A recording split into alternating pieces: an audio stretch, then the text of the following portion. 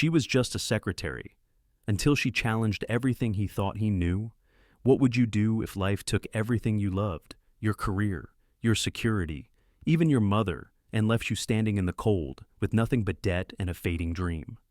Charlotte Hayes didn't ask for a second chance. She just needed a job. But when she stepped into the glass towers of Lockridge Enterprises, she didn't expect to meet a man like Graham Lockridge, powerful, untouchable, and quietly broken in ways she would soon recognize all too well. This isn't a love story in the usual sense. It's a story about two people who had every reason to stay guarded, and yet, somehow, chose not to. A story of grief, dignity, vulnerability, and the unexpected healing that begins with simply being seen. If you've ever felt invisible, replaceable, or like your story was too small to matter, this is for you. Let us know in the comments, have you ever walked away from something that almost broke you? Now, take a deep breath, and let's begin. What do you do when everything you've built comes crashing down and you still have to get up and go to work? Charlotte Hayes had once believed in the steady rhythm of ordinary life. Lesson plans, morning coffee, little notes from second graders scribbled in crayon. It was a quiet sort of joy, the kind that didn't ask for applause. She had been a teacher for nearly 12 years until life, in its sharp and unapologetic way, reminded her that security could vanish in a blink. It started with a cough dry, persistent, innocent at first. Her mother had brushed it off. Just allergies, she said. But within weeks, it spiraled into something far more cruel, a rare pulmonary disease, aggressive and unforgiving. 2 years of treatment, trial medications, and late-night ambulance rides followed. Insurance covered the basics, but the rest that came from Charlotte's savings, her second job tutoring on weekends, and eventually, credit cards she swore she'd never open. When her mother passed away on a cloudy February morning, the silence that filled the apartment wasn't just grief. It was the echo of everything Charlotte had lost along the way.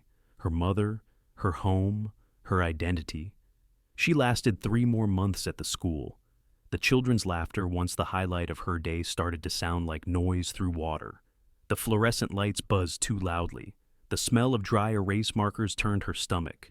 Mostly, it was the guilt, standing in front of bright-eyed children, asking them to believe in a future when hers felt like a door closed too soon. So, she left. No dramatic goodbye, just a quiet resignation letter, neatly folded, handed to the principal with a weary smile. Now, 6 months later, Charlotte was no longer Miss Hayes, the beloved teacher. She was simply Charlotte 36, unemployed, and drowning in medical debt. The woman who had once prided herself on being prepared now counted coins at the grocery store and prayed her old sedan would make it 1 more week without a warning light. It was Mrs. Lee from her mother's church group who first mentioned the temp agency. "They're always looking for office people," the older woman said gently, stirring sugar into her tea. "It's not teaching, honey, but it's honest work." Charlotte smiled, nodded, and filled out the application the next day. 2 weeks later, she stood in front of a building that looked more like a monument than an office. Lockridge Enterprises, 68 floors of glass and steel piercing the Seattle skyline like it belonged to another world entirely. The morning air was crisp, smelling faintly of sea salt and asphalt. Charlotte's fingers curled tightly around the manila folder she held inside, her resume. 2 letters of recommendation, and the last remnants of who she had been. She was early. Of course she was. Old habits from teaching died hard. She watched the people who passed her polished shoes clicking across pavement, tailored suits, sleek hair pulled into purposeful buns. Everyone here moved like they had somewhere important to be, like they belonged. Her reflection stared back at her from the mirrored lobby doors. Same hazel eyes, same auburn hair tied back in a low twist. But her posture was different now. There was a tiredness in her shoulders that hadn't been there before, a kind of quiet resilience carved by grief and necessity. Her outfit, a navy blouse and knee-length gray skirt, was carefully chosen from the few office-appropriate pieces she still owned. It wasn't fashionable, but it was clean and pressed. Her heels were modest, her lipstick subtle. She took a deep breath and stepped toward the entrance. The doors opened with a whisper, and the lobby greeted her with cold marble, towering ceilings, and the faint scent of eucalyptus and success. It was the kind of place where even silence felt expensive. A security guard directed her to the reception desk, where a young woman with a headset greeted her with a practiced smile. Charlotte Hayes. She asked, "Yes, you're here to meet with HR, 18th floor. Take the elevator to your right." Charlotte nodded, muttered a thank you, and moved as if walking through someone else's life. In the elevator, she stared at the ascending numbers. The higher they climbed, the tighter her chest felt. 18th floor, executive temp placement, Lockridge Enterprises. She knew little about the company beyond the basics: biotech, clinical trials, innovation in healthcare. The irony wasn't lost on her after everything her mother endured. Charlotte would now be working for a company that promised to improve lives through science. A chime signaled her arrival. The doors opened onto a floor, bathed in soft, natural light and quiet efficiency. A receptionist ushered her to a waiting area. "They'll be with you shortly." Charlotte sat down, placed the folder neatly in her lap, and tried to steady her breathing. She folded her hands, unfolded them, smoothed her skirt, checked her watch. Still early. She thought about her mother, about the mornings they used to sit on the porch with steaming mugs of tea, watching the mist roll off the trees. Her mother always believed in starting fresh, no matter how hard the night before had been. "Charlotte, sweetheart," she used to say, "even rock bottom is a foundation." Today, Charlotte wasn't sure if she believed that, but she was here, dressed, present, upright. That had to count for something. She looked out the tall window at the city stretching beyond. From this height, even the traffic seemed small, manageable, almost quiet. She had no way of knowing what waited for her in that building, what kind of man she would meet, what kind of past he carried, what kind of future her presence would ignite. But as the door opened and a voice called her name, Charlotte stood, back straight, shoulders steady. She didn't know it yet, but her life was about to collide with a man who had everything, except what she carried inside. Behind the steel and glass, there are people hiding from pain. Sometimes, they're just better at pretending than others. The hallway leading to the executive wing of Lockridge Enterprises felt like a different universe, quieter, colder, and somehow more watchful. Charlotte could hear the soft pad of her heels on the carpeted floor, a lonely rhythm that echoed louder in her head than in the space around her. The receptionist who led her there spoke in hushed tones and walked briskly, not bothering to make eye contact. Everyone here seemed to move like they were on invisible tracks, programmed and precise, like a machine that would hiccup if someone paused too long. At the end of the corridor stood a glass door with brushed steel framing. No nameplate, just the sleek, minimalist logo of Lockridge Enterprises etched into the glass like a brand. The woman pressed a discreet button near the handle and said, "You may go in now. Mr. Lockridge is expecting you." Charlotte nodded, swallowed quietly, and entered. The office was a cathedral of glass and light. Floor-to-ceiling windows spilled sunshine across polished concrete floors and minimalist furniture. A single abstract painting hung on the far wall, all jagged lines and deep reds. The room had no warmth, only order. Behind a wide desk sat a man with his sleeves rolled to the elbow, staring intently at a digital tablet. He didn't look up. For a moment, Charlotte wondered if he hadn't heard the door. But then he spoke, his voice even, clipped, and perfectly modulated. "You're late." She blinked. "No, sir. I was here 15 minutes early. Your front desk had me wait until they could confirm your schedule." He didn't look up. "It's 9:04. It is. I arrived at 8:45. I waited as instructed." The air in the room shifted just slightly. Charlotte stood still, both hands resting on the manila folder she'd carried in. Finally. He looked up. Graham Lockridge had the kind of presence that filled a room even when he didn't speak. His hair was a salt and pepper blend, neatly combed back, but slightly tousled like he'd run a hand through it one too many times. His jawline was strong, set like marble, but it was his eyes that caught her off guard, cool steel gray, sharp and analytical, like they saw not just a person, but their sum total intent, weakness, history. He studied her for a long moment.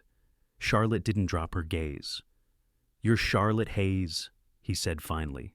"Yes. Temporary placement from Halstead Staffing. That's right. You taught second grade for over a decade." "I did. Why leave education for administration?" "My circumstances changed. The silence that followed was more than awkward. It was deliberate. Like he wanted to see what she'd do with it. She didn't rush to fill it.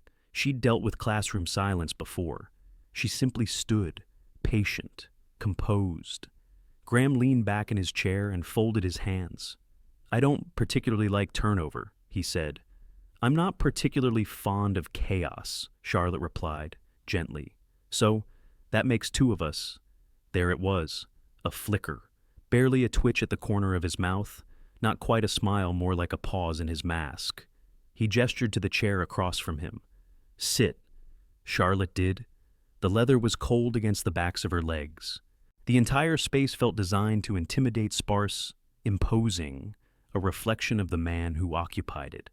He scanned her resume for a few seconds. "Your qualifications exceed what this position demands. I understand that, so why accept it?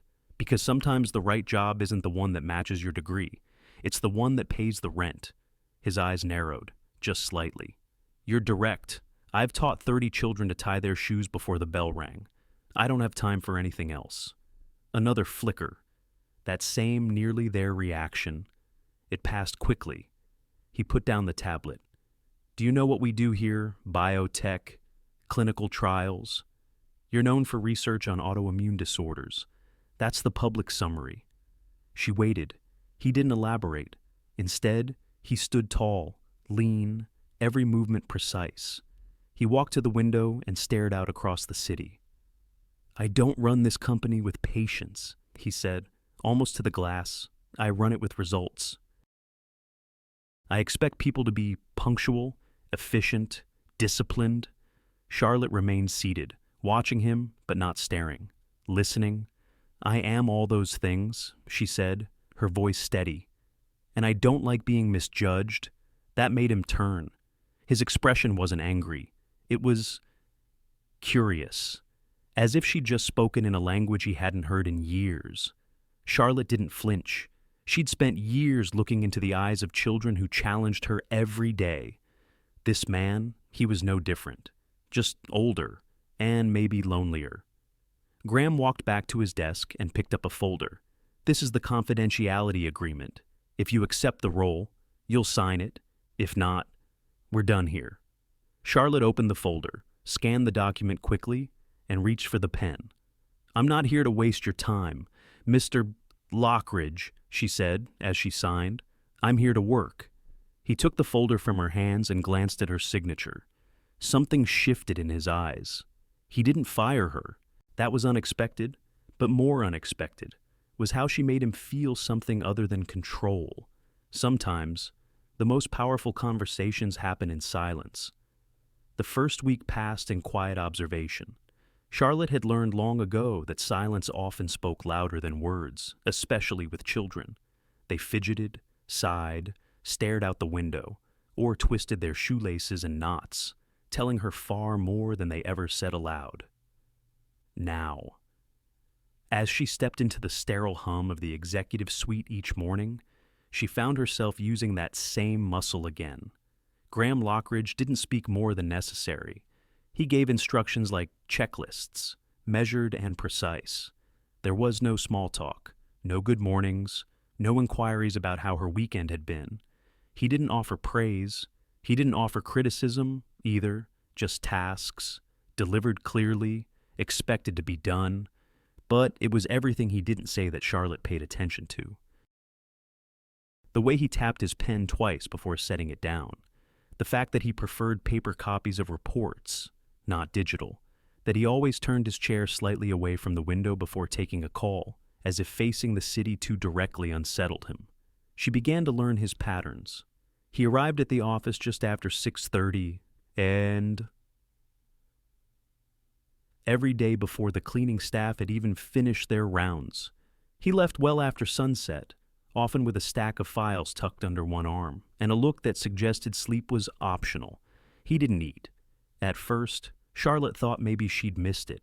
Maybe he had something delivered to the private break room, or kept a stash of protein bars in his drawer. But by Thursday, she was sure. She watched the minutes tick by from noon to 2, and Graham never moved, never paused. Coffee, yes, always black, always freshly brewed from the machine he insisted be kept in his office. But food. It was as if the man had no need for it. On Friday, she came in with 2 sandwiches wrapped in wax paper from a small deli near her apartment, 1 ham and Swiss, 1 turkey and cranberry just in case he had a preference. At exactly 12:10, when she knew he wasn't on a call, she knocked once and stepped in. He glanced up from his desk, pen poised over a printed spreadsheet. "I brought lunch," she said gently, holding out the paper bag. "You've been skipping it all week. I don't take lunch. I've noticed." A beat of silence. Then, "That's unnecessary." "I know," she replied, "but so is working 16 hours a day." He didn't respond. She walked to the edge of his desk, set the bag down carefully, and offered a small smile. "If you don't want it, that's fine. But you'll hurt Mr. Gianni's feelings. He swears his cranberry sauce is award-winning." Graham's eyes met hers for a moment, neutral, unreadable. Then he returned to his spreadsheet. Charlotte didn't wait for a thank you. She turned, closed the door behind her, and went back to her desk. Later that afternoon, when she returned to drop off a file, the bag was still there unopened, but when she came in the next morning, it was gone. She said nothing, and yet something between them, something invisible had shifted. There were no warm exchanges or sudden friendliness, but there was a pause, now, when he handed her documents, a glance that lingered a second longer than it used to. Once, she caught him murmuring a quiet thank you when she handed him the updated project calendar, so soft she almost didn't hear it. It wasn't friendship, not yet. It was something else, a kind of silent truce. On Tuesday morning of the following week, she arrived a little earlier than usual. The sky was still pale gray, and downtown Seattle hadn't quite woken up. She let herself in, as she always did. With the temporary badge clipped to her coat, she moved quietly through the outer office space and paused outside his door. It was cracked open. She didn't mean to look in, but something made her stop. Graham was seated at the far end of the room, not at his desk, but in the leather chair near the window. The early morning light cast a faint glow on the side of his face. In his hands, he held a sheet of paper, worn, folded at the corners, yellowed with time. Charlotte recognized the handwriting immediately. It was the kind only children had, large, slightly wobbly letters, drawn with care. There was a stick figure at the bottom, a sun in the corner, the words, "I love you, big brother." She didn't move. She barely breathed. Graham's shoulders were still, but his gaze was distant, not at the letter, but through it, through the glass, through time. There was something so profoundly alone about him in that moment that Charlotte felt her throat tighten. She stepped back before he noticed her, returning to her desk with quiet steps. She didn't mention what she saw. Not that day, not ever. But something inside her softened. The sharp edges of her impression of him dulled, just slightly. He was still exacting, still closed off, still moved like a man with a mission. But now she knew that, beneath the suit and the silence, there was a brother who had once been loved by a child who could no longer tell him so. She didn't ask, but she started to see the man, not the title. No one builds walls unless they've once been broken. It happened by accident, though. In hindsight, Charlotte would wonder if some discoveries are ever truly accidental.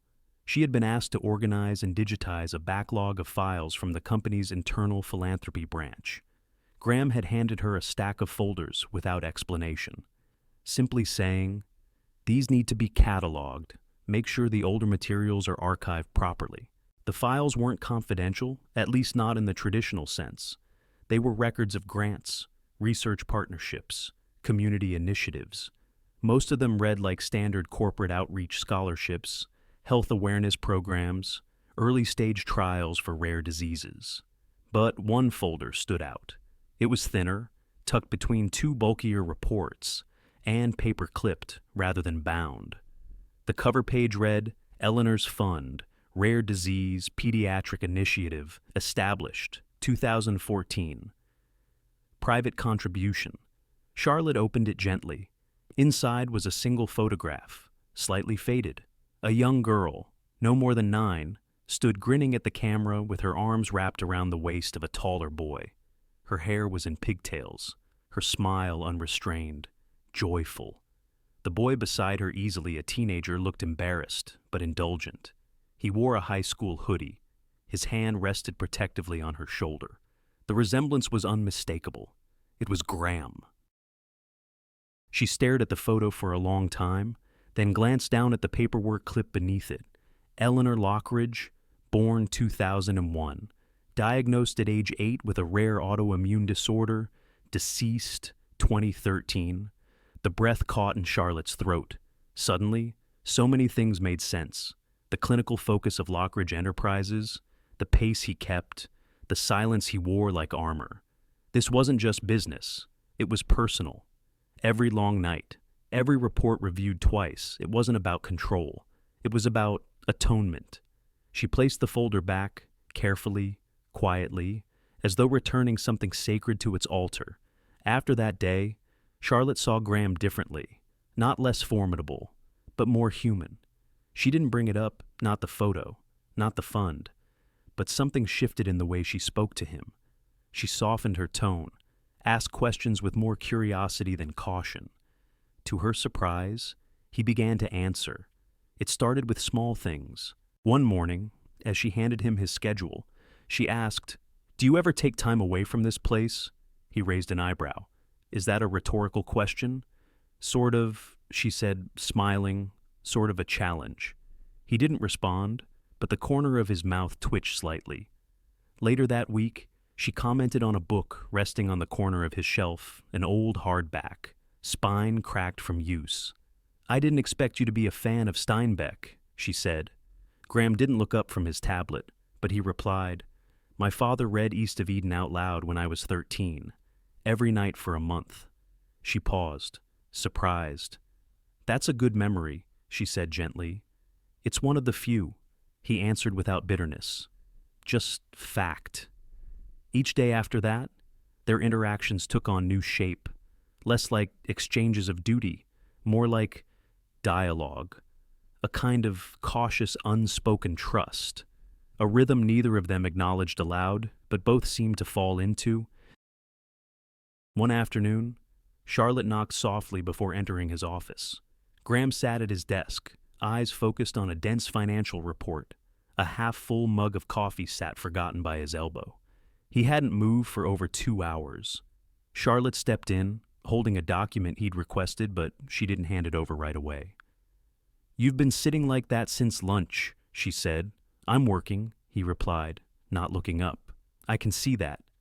The room was quiet for a beat. Then she added, "Even a machine needs maintenance." That made him pause.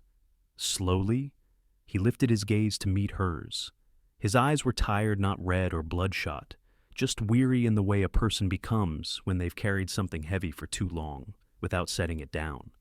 He didn't answer right away. Charlotte didn't fill the silence.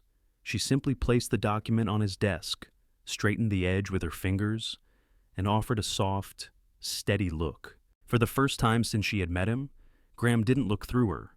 He looked at her, as if seeing someone who not only observed the cracks in his marble shell, but respected them. The moment passed, and he returned to his report. But that night, long after the building had emptied and the lights had dimmed, Graham Lockridge sat in his office alone, staring at the words Charlotte had left him with. Even a machine needs maintenance. It echoed in his mind louder than any boardroom voice, more persistent than any investor memo. He rubbed the back of his neck, closed the report, and looked toward the hallway where her office light had been earlier. It was off now, but her presence lingered. He tried to focus, tried to return to the numbers, the margins, the language of logic, but for the first time in years, it didn't hold him. Graham found himself thinking of her even after she left the office. Sometimes, all it takes is one night to see someone with new eyes. Charlotte hadn't expected the invitation. It arrived on a rainy Thursday afternoon, printed on thick ivory paper embossed with gold lettering. At first, she thought it was a mistake, a misplaced document meant for someone else. But then she saw the note attached, written in Graham's unmistakably sharp, deliberate handwriting. Your presence is requested at the Lockridge Foundation Gala this Saturday. Formal attire will be provided. Transportation arranged. This is a professional function, but your company would be welcome.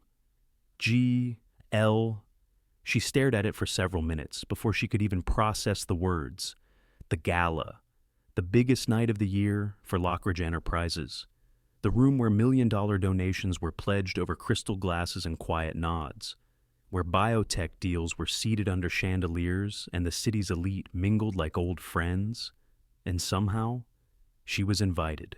Charlotte wasn't sure what surprised her more, the invitation itself, or the careful, almost awkward wording Graham had chosen. Formal, arranged, professional, yet somehow still personal. By the time Saturday arrived, she was a bundle of nerves wrapped in a borrowed sense of composure. The dress had been delivered that morning, carefully packaged in a white garment bag with her name stitched on the hanger. It wasn't flashy, no sequins or plunging necklines, just a soft navy blue gown with delicate draping at the shoulders, simple lines that flattered her frame without demanding attention. The accompanying note simply read, "Understated elegance suits you." There was no signature, but she knew. At 6:45 p.m., a black car pulled up in front of her apartment building. The driver, an older gentleman named Henry, greeted her with a warm smile and called her Miss Hayes with the kind of respect that made her stand a little taller. Inside the car, she found a small velvet box. She hesitated before opening it, but curiosity won. Inside lay a pair of pearl earrings, luminous and classic. No note this time, just the quiet gesture of someone who noticed things without needing to say them aloud. The gala was held at the Grand Oak Pavilion, one of the oldest and most revered venues in Seattle. As the car pulled up, Charlotte saw lights cascading across the glass entryway, music floating faintly into the cool evening air, people milled about in tuxedos and gowns, laughter rising like champagne bubbles. She had never felt more out of place. And then she saw him. Graham was waiting just inside the doors, speaking with someone she didn't recognize. But the moment he saw her, he stopped mid-sentence. He looked startled, and then something softer passed over his face. Not admiration, exactly, something quieter, like he was seeing her, truly seeing her for the first time. "You look beautiful," he said simply when she reached him. Charlotte smiled, her nerves settling slightly. "You clean up all right yourself," she replied, trying to keep her voice light, though her heart was drumming against her ribs. The evening unfolded in a blur of soft lighting and polished conversation. Graham guided her through the room with a quiet ease that surprised her. He introduced her not as his secretary, but simply as Charlotte Hayes. She noticed the way he positioned himself slightly toward her in every interaction, creating a subtle but undeniable sense of alliance. Still, she kept her guard up until she arrived. Alexandra Kane. The name wasn't spoken aloud, but Charlotte recognized her from an old photo in one of the archived press releases back when Graham used to appear at events with a woman on his arm.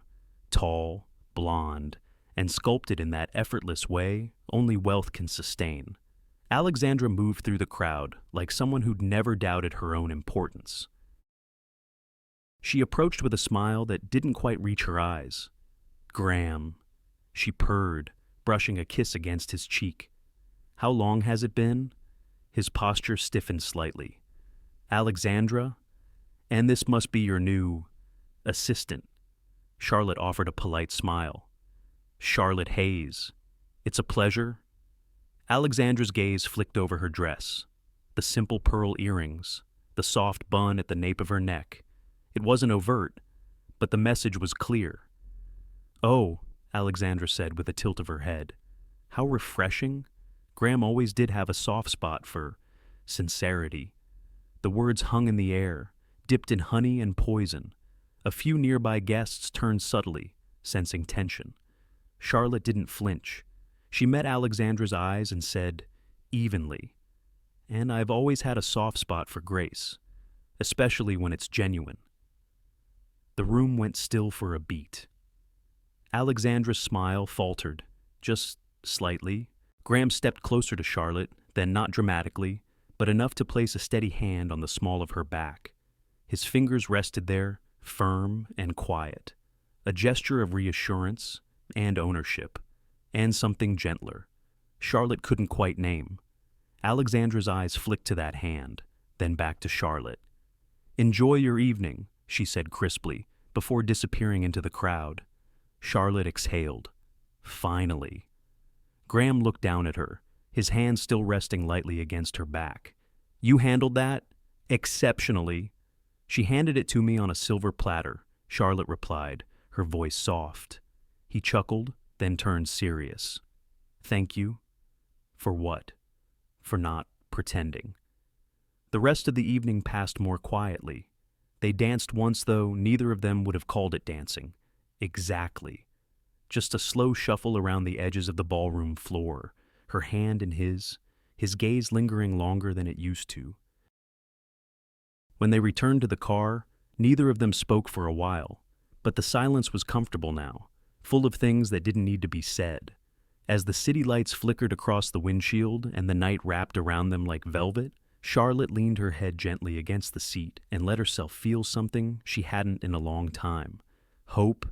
It was supposed to be just a gala, but that night changed something unspoken between them. Trust is fragile.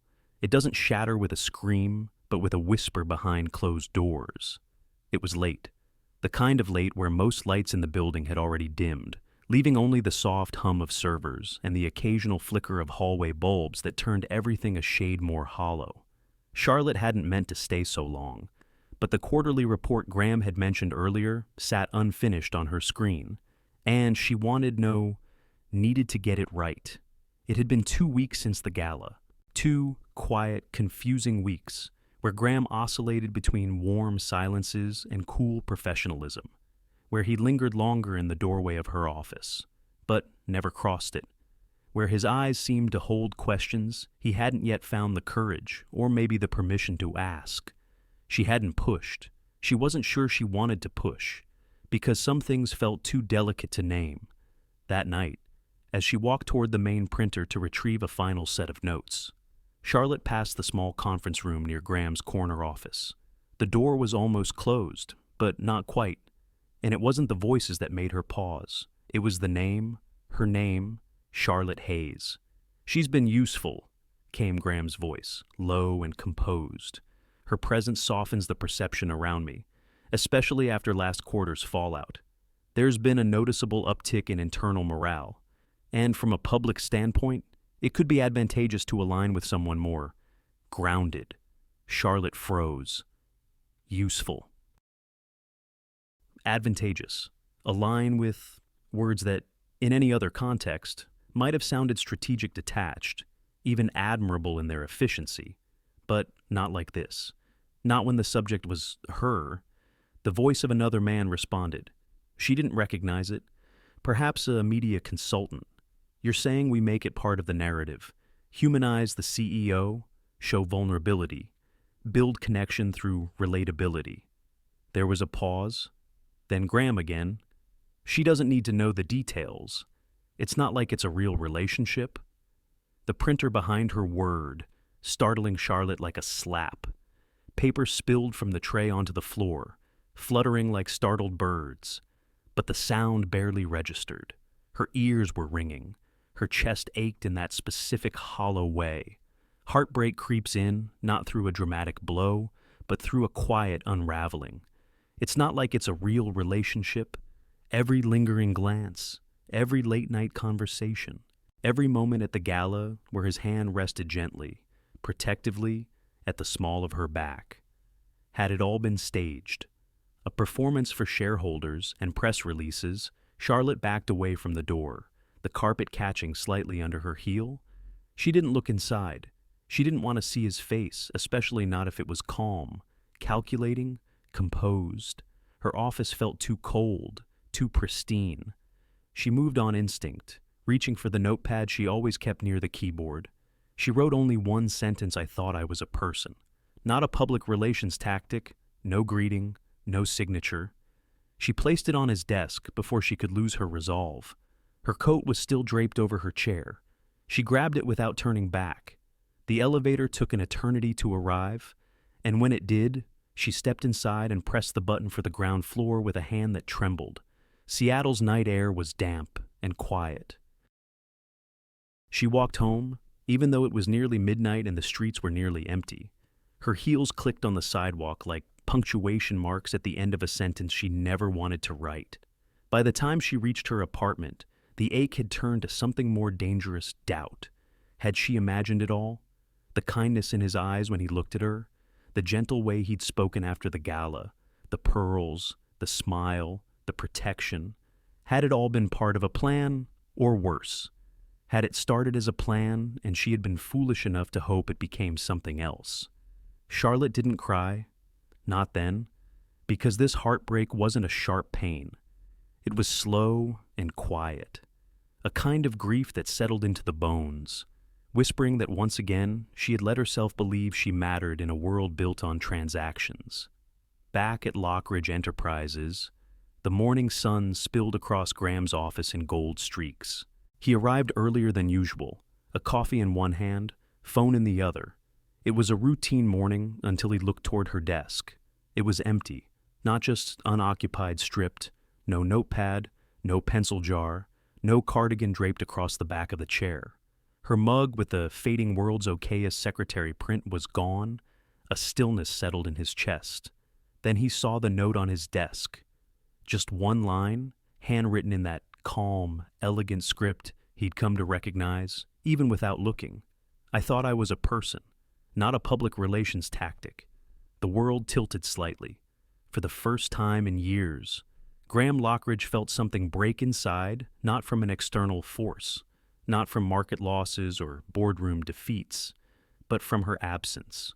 And for a man who had built his life around strategy, silence, and control, panic was not part of the plan.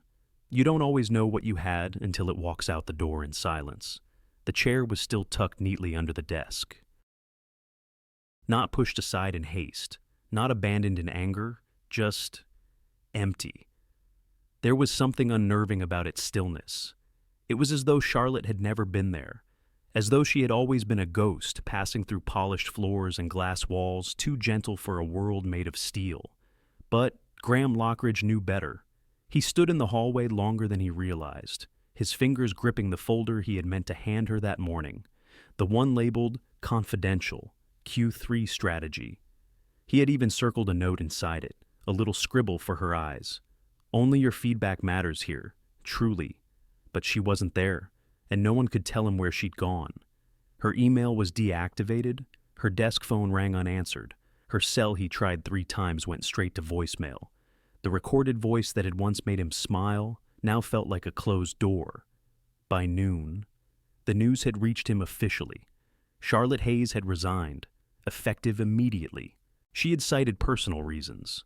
Nothing more, no follow-up, no negotiation, no goodbye. His assistant left a small white envelope on his desk that afternoon. Inside, folded once with painful precision, was the same notepad paper she had always used for his meeting, recaps and lunch reminders. But this time, there was only one sentence. I thought I mattered. I was wrong, no salutation, no name, and yet, it may as well have been carved into stone. He didn't attend the leadership meeting that day. Didn't respond to Jennifer Walsh's cautious knock when she came by to ask if everything was all right. Didn't answer the messages from his executive team, the investors, the press inquiry about the gala donation. Instead, Graham sat alone in his office as the daylight drained slowly from the sky. He didn't turn on the lights. The city glittered beyond the windows, unaware or perhaps uncaring of the storm building quietly behind his eyes. The last time he had felt this hollow, it was a hospital room, white walls, white sheets, beeping monitors that stopped too soon. His sister's hand had grown colder in his, and he had made a silent vow to never feel that deeply again. It hadn't worked. Then Alexandra, elegant, calculated, disarming. She'd taken his trust and traded it for a seat at another boardroom table. He had called that betrayal a lesson. He had told himself he was stronger for it. But now it was Charlotte's absence that undid him. Not because she had stormed out, not because she had raised her voice or exposed him in public. No, she had simply left. And in doing so, she had taken something with her that Graham couldn't quite name but felt everywhere. The small, steady hum of comfort when she walked past. The way she organized his world without making him feel managed. The gentle space she gave him to be, human. Now, all of that was gone. He turned in his chair, facing the window. The glass reflected a man he barely recognized. Tie loosened, eyes shadowed, jaw clenched like he was holding back words he hadn't spoken in years. Charlotte had seen something in him. Not the title, not the money, him, and he had reduced her to a strategic asset. He had called it not a real relationship, because saying anything more would have made it true. And truth, he feared, came with risk. But what had he protected? Really? His reputation? His control? Or had he simply been running from the ache he now felt, echoing through every quiet room she used to walk through? The sun finally dipped beneath the skyline, and the office was bathed in blue-gray dusk. Still, he didn't turn on the lights. Some part of him thought maybe if he sat there long enough, he could will her back, that she might walk through the door again, her steps hesitant but forgiving, that she might give him a second chance he hadn't yet earned. But the hours passed, and she did not come. For the first time in a long while, Graham Lockridge felt like a child again, lost in a place too big, too cold, and too filled with shadows. He had built empires, but he didn't know how to ask for someone to stay, and that was what broke him. He stood at last, crossing to the coat stand. His movements were slow, unsure, unlike him.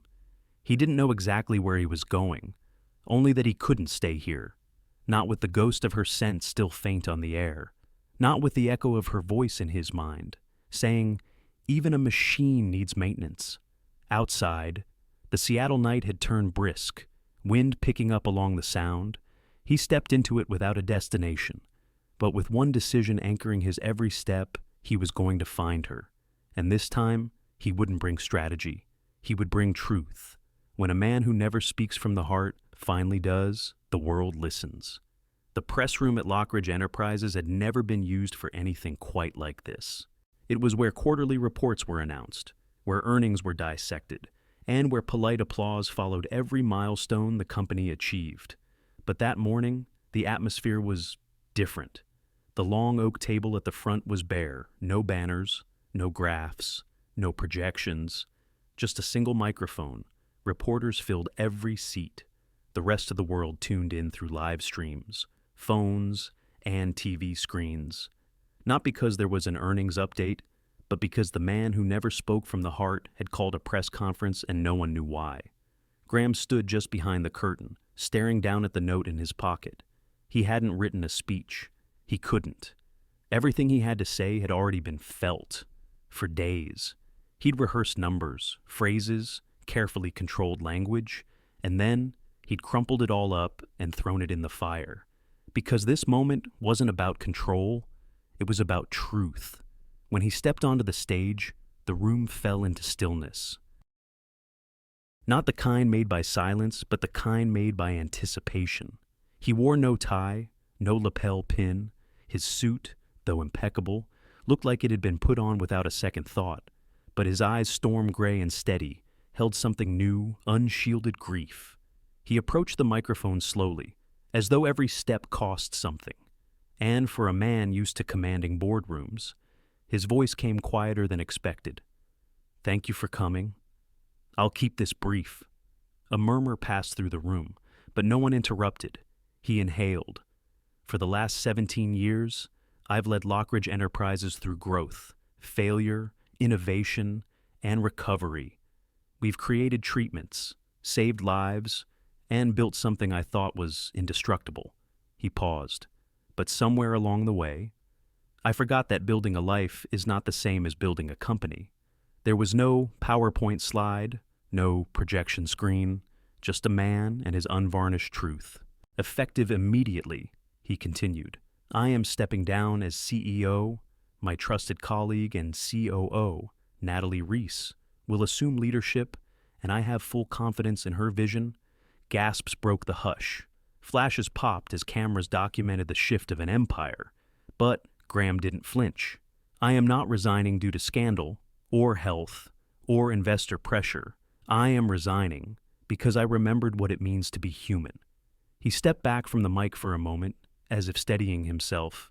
"A good company saves lives," he said, softer now. "But a good man must know how to live his own." In a quiet living room on the north side of Seattle, Charlotte Hayes sat on a modest couch, knees tucked under her, a chipped coffee mug cooling in her hands. She hadn't meant to watch. She told herself she wouldn't.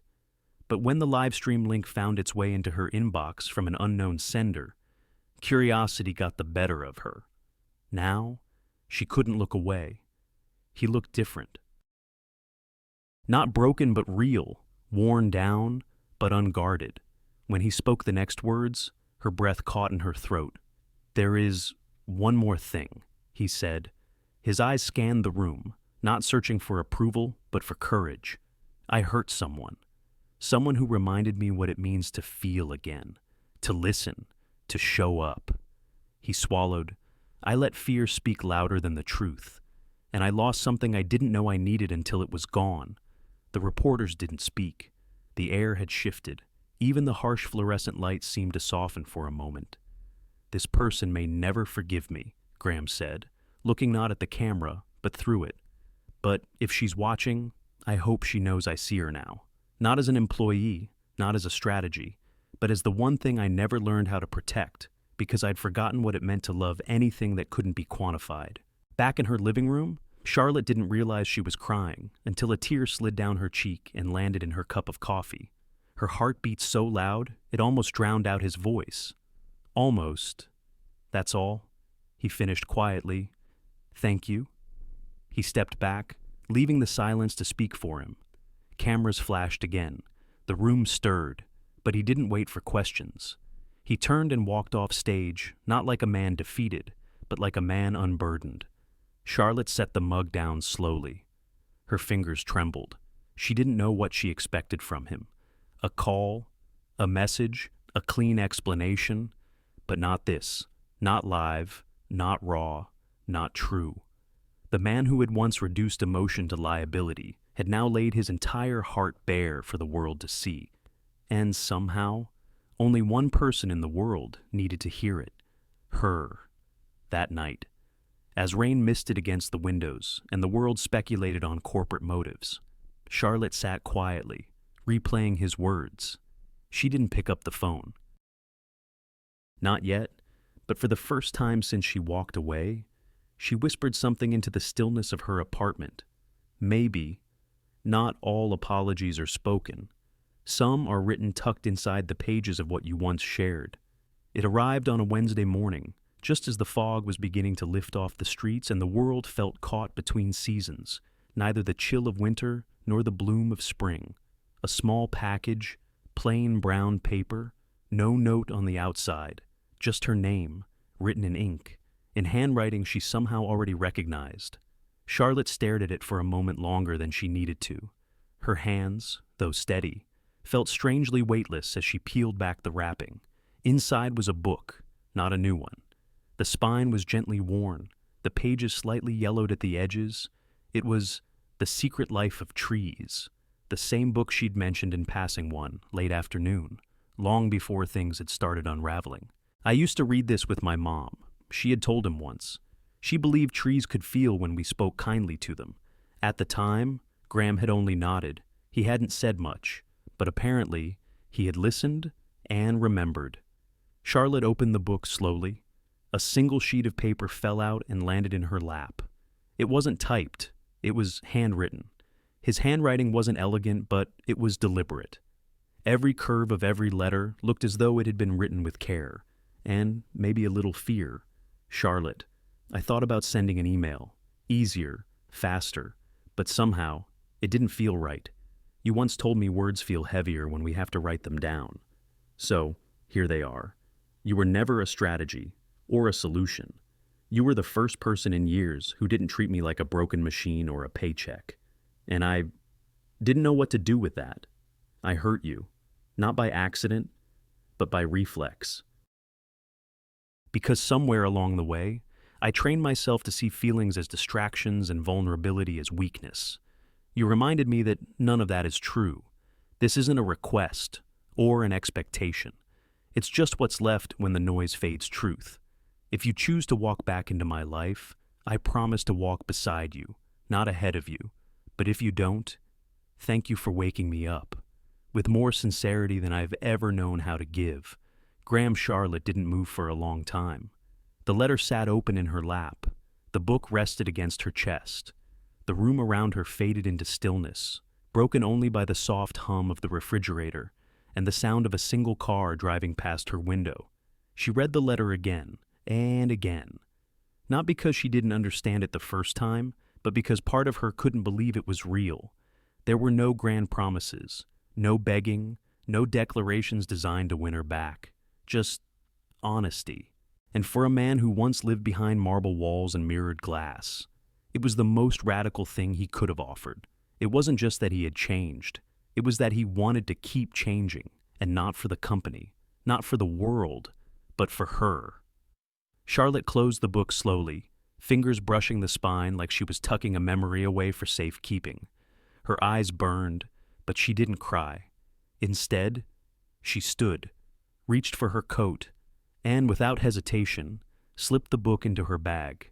She didn't call, she didn't text, she just walked out the door and turned left toward the only bookstore they both loved, the one with creaky floors, warm lamps, and a little coffee stand in the back that served the worst espresso, but somehow always felt like comfort.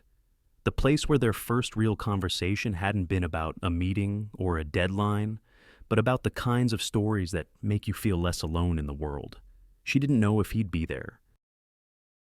She didn't know what she'd say, but for the first time in a long time, her steps felt light, like the burden she'd been carrying had finally loosened its grip. Outside, the sky remained overcast, but the clouds had softened, the kind of gray that promises something new, not something ending. Healing doesn't come all at once, but sometimes all it takes is a hand reaching back. The bell above the bookstore door gave a soft chime. Charlotte stepped inside, the familiar scent of old paper and roasted coffee wrapping around her like a childhood blanket. The wooden floor creaked beneath her boots, same as it always had. For a second, she simply stood there, letting the warmth of the place soak into her skin. And then, she saw him. Graham stood near the back, by the table they had once browsed together, though they hadn't really been looking for books that day.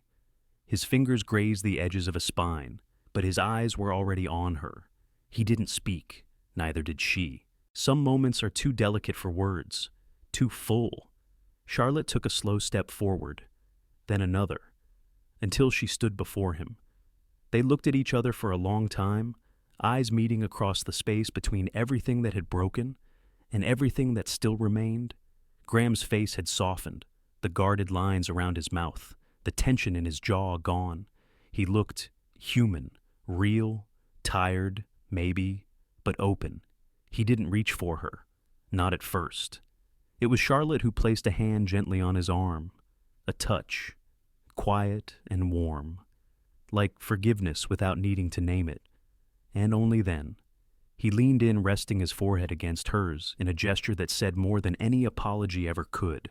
When they pulled apart, he smiled, just a little. She smiled back, and then, like the first leaves after a long winter, something began again. 6 months later, Seattle wore early autumn like a cozy shawl. The leaves along Green Lake Avenue had begun to crisp and curl, rust-colored and golden. The air held the first whispers of cold. Inside a modest brick building, tucked between a bakery and a thrift store, Charlotte stood by a corkboard, pinning a flyer with careful fingers.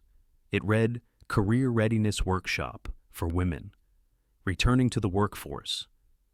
Behind her, laughter drifted from the common room. A group of women, some in their 50s, others older, were swapping stories over lukewarm tea and store-brand cookies. They had come in anxious, unsure. Now, they spoke like friends. Charlotte stepped back, brushing her hands on her skirt. Her work wasn't glamorous. It didn't make headlines. But it mattered. And not just to others, to her.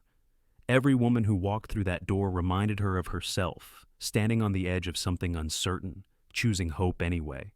Across town, Graham sat in a folding chair outside a mobile clinic. It was one of 4 he had helped fund through his new public health initiative. They offered basic screenings, vaccinations, mental health support for people who didn't have the time or money for polished hospitals.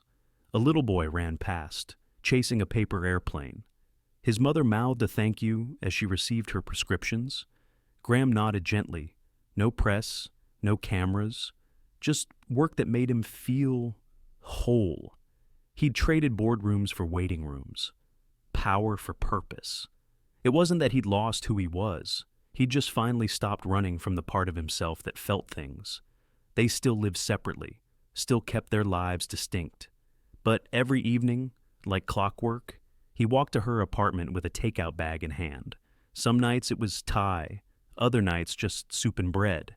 They'd sit on the couch, sharing stories from their day, or sometimes sharing silence. Not the strained kind, the comfortable kind, the kind of silence that says, "I see you." And you don't have to be anything more than exactly who you are. One Friday evening, as they walked side by side through Green Lake Park, Graham paused by the bench beneath a sycamore tree. It was the same one they'd passed that first week, back when Charlotte was still just the temp secretary and he was still too busy to notice the people in his own building. Now, they sat there together, no rush, no titles, no distance. He reached for her hand. She didn't pull away. Their fingers laced together slowly, like 2 stories that had once veered in opposite directions, finally finding the same page. Charlotte leaned her head against his shoulder. No grand declarations, no music swelling in the background, just wind in the leaves, just 2 people moving forward. She was just a secretary, until she challenged her billionaire boss. But what she really did was challenge the idea that a life must be built only on success. She reminded him that being human meant being vulnerable, that pain and hope can share the same heart, and that sometimes the bravest thing you can do is stay. Not because you're weak, but because you believe people can change. Because you believe love, in its quietest form, is enough. And Graham, he learned that the only kind of power worth holding on to is the kind that makes room for someone else beside you. Someone who calls you back to yourself. Someone who holds the mirror gently and says, "You don't have to be perfect. You just have to be here." And so they sat. Not at the end of their story, but right in the middle of a new chapter, side by side, hands entwined, learning, together, how to walk forward. As we grow older, we learn that strength isn't always loud. Sometimes, it's simply choosing to show up, especially when your world feels like it's falling apart. Charlotte Hayes didn't have power, wealth, or prestige. But she had grace, quiet dignity, and the courage to stand her ground in a world that often overlooks women like her. Graham Lockridge had everything money could buy, but nothing that could truly hold him in the dark. This story reminds us that healing often begins not with grand gestures, but with a single moment of being seen and letting someone else see us. Flaws and all, we are never too old to start again, never too broken to find love, and never too far gone to change the story we're in. So, If you're carrying old grief, quiet regrets, or a heart that's been closed for too long, maybe it's time to soften, to open, even just a little, because sometimes the smallest acts of courage like kindness or honesty can change the entire course of a life. Thank you so much for spending your time with this story. If it touched your heart, even just a little, please consider giving it a like, sharing it with someone who needs it, and subscribing for more stories that remind us what really matters. Your support helps this channel grow and brings more gentle, healing stories into the world. From my heart to yours. Until next time.